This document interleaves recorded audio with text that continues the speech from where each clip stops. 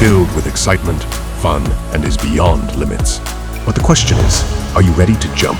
If it is a yes, then you have jumped into the world of ultimate entertainment. Welcome to YOLO 247, a place of fun, indulgence, and endless surprises.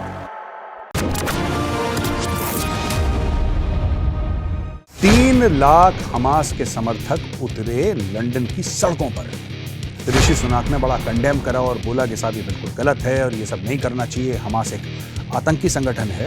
आपने इनको अपने देश में बुलाया, ये जानते हुए कि इनकी आइडियोलॉजी क्या थी, और आज की तारीख में यही लोग हैं जिस थाली में खाया उसी थाली में कर रहे हैं छेद। यूके की यानी इंग्लैंड की सरकार की जड़ें यूके में रहकर ही काटो।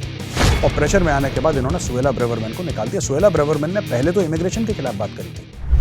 जय हिंद दोस्तों, मैं हूं मेजर गौरव आर्य और आप देख रहे हैं आज की ताजा तरीन खबरें। अच्छा, 3 लाख हमास के समर्थक उतरे लंदन की सड़कों पर और हमास के समर्थन में बड़े नारे लगाए, जिसकी वजह से ऋषि सुनाक ने बड़ा कंडेम करा और बोला कि साहब ये बिल्कुल गलत है और ये सब नहीं करना चाहिए, हमास एक आतंकी संगठन है और इस तरीके की बातें। मैं पहले ऋषि सुनाक साहब से ये पूछना चाहता हूं कि आपके कंडेम करने या ना करने से इनको कोई फर्क पड़ने वाला है?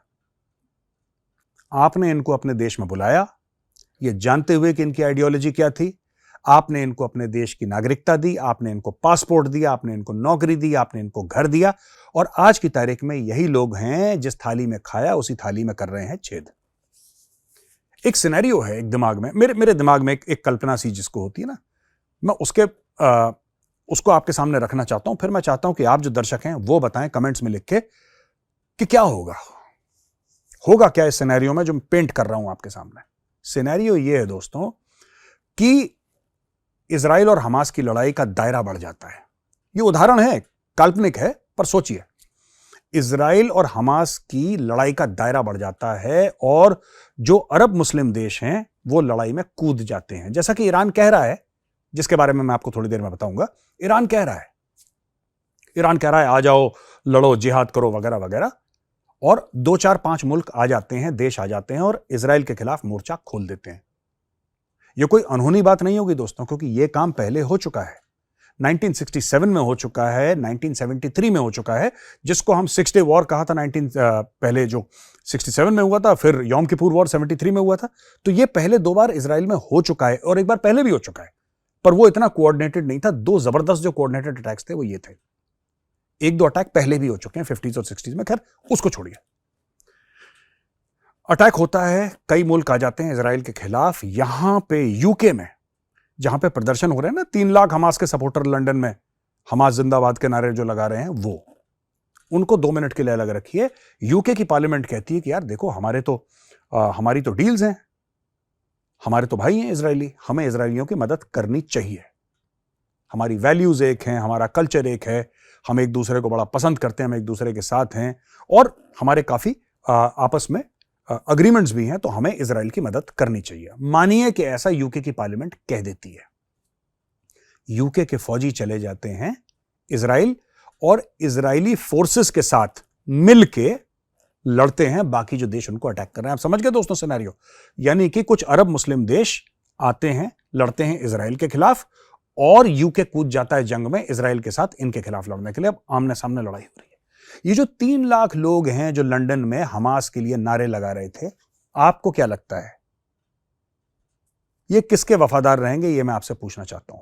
जो हमास के समर्थक हैं, मैं उनकी बात कर रहा हूं, सबकी बात नहीं कर रहा। जो हमास के नारे लगा रहे हैं 3 लाख लोग, ये किसके समर्थन करेंगे? क्या ये अपने देश के साथ वफादारी करेंगे? क्या ये बोलेंगे कि नहीं, हम यूके के नागरिक हैं, हम इंग्लिश हैं, हम इंग्लैंड के नागरिक हैं, हम इंग्लैंड के साथ खड़े हैं, हमारे डिफरेंसेस कोई भी हो इंग्लैंड के साथ, अपनी सरकार के साथ, लेकिन हमारे देश के साथ हमारे कोई डिफरेंसेस नहीं है, इसलिए हम इंग्लैंड के साथ खड़े हैं। अब हमारा मुल्क जंग में है, हमें अपने मुल्क के साथ खड़ा होना है, बाकी हम झगड़ा वगड़ा बाद में करते रहेंगे, बहसबाजी बाद में करते रहेंगे, लेकिन आज हम खड़े हैं। क्या ये इनका एटीट्यूड होगा? या इनका एटीट्यूड ये होगा कि नहीं, हम हमास के साथ हैं और ठीक है, हम वहां पे जाके नहीं लड़ सकते, लेकिन यूके की यानी इंग्लैंड की सरकार की जड़ें यूके में रहकर ही काटो। अब देखिए साहब, सुएला ब्रेवरमैन जो होम सेक्रेटरी थी यूके की, उसको निकाल दिया। ऋषि सुनाक प्रेशर में आ गए भाई साहब, जो इनको नहीं आना चाहिए था, ये आ गए भाई प्रेशर में। और प्रेशर में आने के बाद इन्होंने सुएला ब्रेवरमैन को निकाल दिया। सुएला ब्रेवरमैन ने पहले तो इमिग्रेशन के खिलाफ बात करी थी, जो कि बहुत अच्छी बात थी। उसने यह भी बोला कि भारतीय सबसे ज्यादा हैं जो कि जब वीजा मिलता है, ये बहुत पहले की बात है, एक साल पहले की बात बता रहा हूं, जब सुएला ब्रेवरमैन ने यह बोला था कि जो भारतीय हैं वो सबसे ज्यादा वीजा ओवरस्टे करते हैं, तो इंडिया में भी काफी लोगों को बुरा लगा कि यार हमारे बारे में ऐसा क्यों कह दिया। यूके में भी जो इंडियंस थे उन्होंने भी प्रोटेस्ट करा कि ये क्यों ऐसी बात कह रही है। बात ये नहीं है, हमें यह देखना है कि क्या सुएला ब्रेवरमैन सच बोल रही है कि झूठ बोल रही है। सिंपल सी बात है। दिल तो सबका दुखता ही रहता है बॉस, यहां पे दिल किसी का कभी प्रॉपर, जिसको कहते हैं ना, ठीक हालत में नहीं रहता। सबका दिल दुखा है किसी ना किसी चीज को लेके। तो जब उसने ये बोला कि भारतीय अपना वीजा ओवरस्टे करते हैं, तो क्या यह बात सच है कि झूठ है? अगर यह बात सच है, आपको कितनी भी बुरी लगे, आपको सच के साथ खड़ा रहना है, चाहे वो आपके खिलाफ क्यों ना हो बात। उसने बात बोली थी, और अगर वो डेटा दिखाती है और ये प्रूव करती है कि सच बोल रही है, फिर आपको उसको सैल्यूट करना पड़ेगा, क्योंकि भैया जो सच बोलता है उसको सैल्यूट करना पड़ेगा, चाहे वो भारतीय ओवरस्टे कर रहे हो चाहे चाइनीज ओवरस्टे कर रहे हो, उससे कोई फर्क नहीं पड़ता। दूसरी चीज, उसने बोला कि जितने भी समर्थक हैं, उसने खैर पुलिस के बारे में भी बोला कि police is going soft on these Palestinians, और ये बात सच है। मैं आपको बताता हूं ऐसा क्यों होता है। मैं जरा इसको थोड़ा सा जैसे भारत में अगर आप कुछ चीज बोलें और कोई पलट के आपको बोल दे कि आप कम्युनल हैं, आप सांप्रदायिक हैं, तो आप एक कदम पीछे ले लेते हैं, क्योंकि आप नहीं चाहते कि सभ्य समाज में आपको कोई सांप्रदायिक बोले, कम्युनल बोले।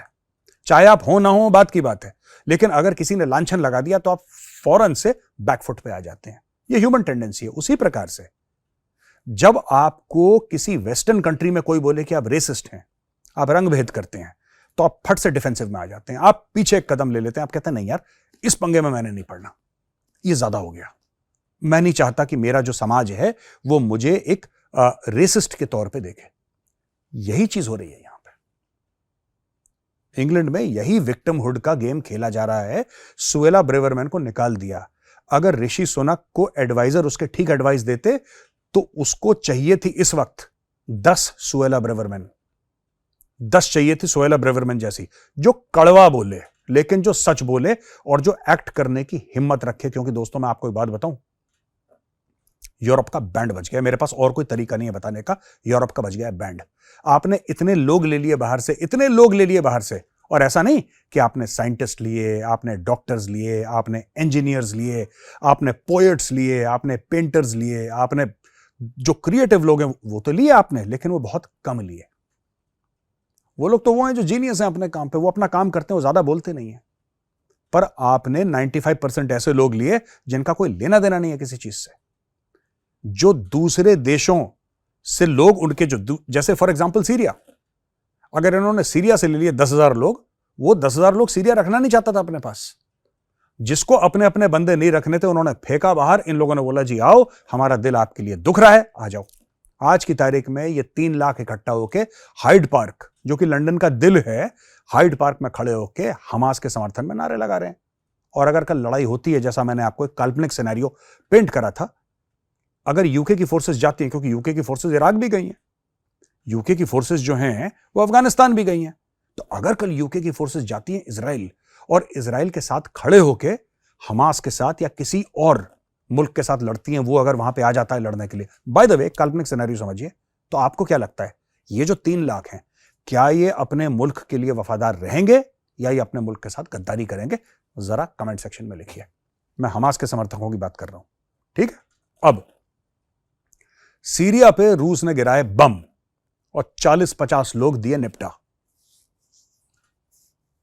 अब बशार है वहां पे, बशार अल असद, वो डिक्टेटर है सीरिया का, उसके साथ मिलके रूस ने करवाई बॉम्बिंग एक खास इलाके में। किसी ने कुछ नहीं बोला, सब चुप है। सोचिए सब चुप क्यों है? इजराइल करता है तो लोगों को बुरा लगता है, ठीक है, और इजराइल तो नेबर है, इजराइल तो नेबर है। ये फिलिस्तीन लगा, ये इजराइल लगा, ये गाजा है, ये इजराइल है, तो इजराइल के ऊपर हमला हुआ, इजराइल ने वापस। आप ये बताइए, सीरिया के जो कुछ खास लोग हैं, जो रिबेल्स हैं, उन्होंने क्या कभी मॉस्को के ऊपर हमला करा है? क्या रूस के ऊपर कभी हमला करा है उन लोगों ने? सोचिएगा जरा। मुझे नहीं लगता कि आज तक उन्होंने कभी हमला करा होगा रूस के ऊपर। रूस ने बमबारी करी। बशार जो एक मिलिट्री डिक्टेटर है, ठीक है, उसने बोला कि बम मारो इनके ऊपर। रूस ने जहाज भेजे, उनके ऊपर बम मारा, लोग मर गए। कौन मरे? मुस्लिम्स मरे, सुन्नी मुसलमान, वो मारे गए। दुनिया में कोई कुछ कह रहा है? कुछ नहीं कह रहा। इसीलिए मैंने दोस्तों एक चौपाई लिखी थी, लिखी मैंने फिलिस्तीन और गाजा के ऊपर थी, लेकिन ये चौपाई यहां पे भी फिट आती है। आज मैं दोबारा वो चौपाई जो मैंने फिलिस्तीन और गाजा के लिए लिखी थी, ये मैं दोबारा सुनाना चाहता हूं। और चौपाई कुछ इस प्रकार से है कि गाजा का बच गया बाजा और फिलिस्तीन का बच गया बीन। गाजा का बच गया बाजा, फिलिस्तीन का बच गया बीन। कहत कबीर सुनो भाई साधो, पीछे खड़ा है चीन। आई बात समझ में दोस्तों? पीछे खड़ा है चीन, कोई कुछ नहीं बोलेगा, सबने चीन से पैसे पकड़े हैं। और कहीं पर भी कत्लो गारत हो जाए, कितने लोग मर जाएं, नथिंग, कोई कुछ नहीं बोलेगा।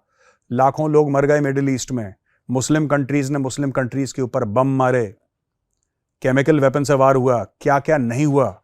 लाखों लोग, लिटरली लाखों लोग, आप जाके इंटरनेट पे चेक करिए, लाखों लोग मर गए, किसी ने कुछ नहीं बोला, किसी ने कुछ नहीं बोला। इजराइल कर रहा है, इसलिए सबको खुजली हो रही है दोस्तों। तो दोस्तों, ये थी आज की ताजा तरीन खबरें। मैं फिर कल हाजिर हूंगा कुछ नई खबरों के साथ। तब तक के लिए आप अपना ख्याल रखिएगा। जय हिंद।